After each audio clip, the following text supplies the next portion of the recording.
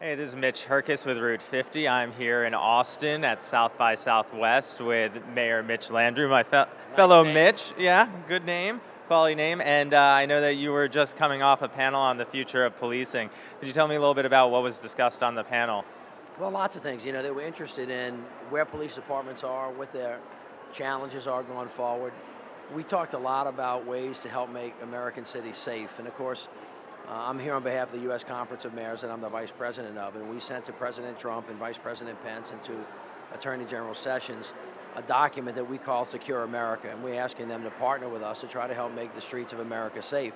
One of the things we talked about was the incredible burden that our police officers find themselves under these days with the terrorism threat, the homeland security threat, the street crime threat. There's a lot going on, and we need more resources, not less. And we need to focus our attention on how to make the community and the police work together as opposed to separating us. So there are a lot of details in it, but we talked about that. We talked about technology, how it's going to impact police department. We talked about some of the kind of more difficult issues with the police and community shootings and then the number of police officers that have been killed. All of those issues. It was a very robust discussion. It was a good one. Good, glad to hear it. I know public safety in general and supporting police to be able to engage with the community, but also to be prepared in case of an emergency has been a major priority of yours in New Orleans. Could you tell me a little bit about some of the initiatives you've undertaken there? Well, listen, New Orleans has really been under it for a while. We had Katrina, Rita, Ike, Gustav, the national recession. We had instances with the police department and the community.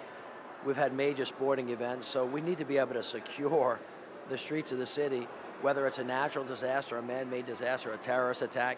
All of those things are things we work on all the time. So just in the last 35 days in the city of New Orleans, we've had a tornado that we've had to respond to. We had, in a wonderful way, gotten the NBA All-Star game to come, but we decided to do it the first weekend of Mardi Gras. And then we had the second weekend of Mardi Gras. So we had 45 days of really big stuff going on. And to have a police department that's trained enough to handle all of those things that are all very different from day to day is something that we're really proud of. That's quite the load. And, one of the things that I recall is back when the BP oil spill happened, this network of mayors came together and came to New Orleans and spoke about the Gulf. Could you describe what having this network of mayors through the U.S. Conference of Mayors and other groups has been to support your city in that instance and others around public safety or other issues? Well, first of all, I think most people in America don't always fully appreciate that 80% of the people in America live in cities, and that you have some great mayors that are great CEOs that are running very difficult, complex organizations where people actually live. Unlike Congress, where they're basically advocating for a position that even if it becomes law, doesn't necessarily hit the ground for a long period of time, mayors operate in real time and on real issues. We're not ideologically bent. We have to find answers to problems. So when we have instances where we can actually get together and talk about best practices, or at an instance like this at South by Southwest, when we can be in the presence of some of the best minds in the country on technology and thinking about applications it has for cities, it's really a wonderful thing. We can take that stuff back home, we can use it, and then we can share with each other. And of course now, for the first time in a long time, you have a great group of mayors that are running a lot of American cities. And so obviously we're very concerned about what goes on in Washington. We're concerned about the budget, tax reform, immigration, healthcare, but we're mostly concerned about the day-to-day operations of our cities. And some of it seems mundane, but for us, it's where real people live, they work, they play, and it's the places that we're responsible for. And I know that New Orleans has been doing very well growth-wise, and the vibrancy has kind of come back. And after the recession, you guys have been going kind of gangbusters from an economic standpoint.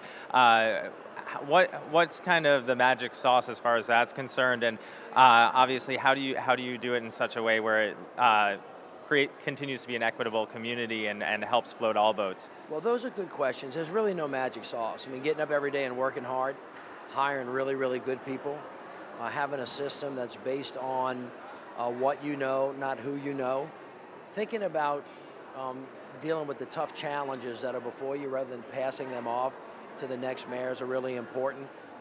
Institutional structural changes organizationally are critically important, and then trying to find the right resources to either build back a healthcare delivery system, an education system, or an economic environment where jobs can grow. All of those things are important. And New Orleans, I really think, has become a great model for the rest of the country. Now, we're like every other major urban city. We have our issues. We have issues with crime. We have issues with inequality. We have issues with not having enough early childhood education. We have issues with infrastructure that we have to battle through. We're in a much better position to do that today. And I would just say this, that cities are really the hubs of innovation now. We're the ones that are really working hard, working fast, and have to respond. It's not just because we're better, it's because necessity requires us to be there all the time, every day. And if you don't get ahead of it, you get run over. So you got a lot of mayors that are very entrepreneurial, and they're not ideologically bent. Really, they're just problem solvers. And plus, we're close to the ground and we're more accountable. So, we've got a fire at our back all the time, and we respond that way. All right. And back on the policing issue and technology issue, one of the things that's been promised for a while and supposedly is going to start rolling forward in a big way in 2017 is FirstNet, the public safety interoperable broadband network. Are you aware if, have you heard anything about what their plans are around FirstNet and what it might be? Really, I have not specifically, but I will say this, that when there's a catastrophic event and there's not a good response, it's generally from one of three things. There's no clear command and control, no coordination, and most importantly, interoperability. So in this day and age, when you have potential terrorist threats, homeland security threats, or natural disasters, being able to talk to each other is really important. Being able to see and being able to communicate. Now, there are lots of different law enforcement entities, sometimes just on the local level. There's police, there's fire, there's EMS. But really, there are three levels of it. You got federal authorities, state authorities, and local authorities. They all have to be on the same channel. They all got to be able to talk to each other because they're all responding to the same event. When you see, for example, the terrorist attacks that we've seen in the country, in Boston, on 9/11, Orlando, whatever, it's usually the local law enforcement that are there first, but they're immediately joined by federal folks as well. And so interoperability is a critical part. When Katrina hit, you had to have federal, state, and local authorities from a whole bunch of jurisdictions. So you've got to have horizontal and vertical integration. And if you don't have interoperability, you can't hear each other and you can't see the things you're supposed to see, you're going to have a much harder time. So any technology that can help us improve is going to help us save lives. Well, thank you so much for your time here today. I hope you enjoy the rest of your time here at South by. Good meeting you too.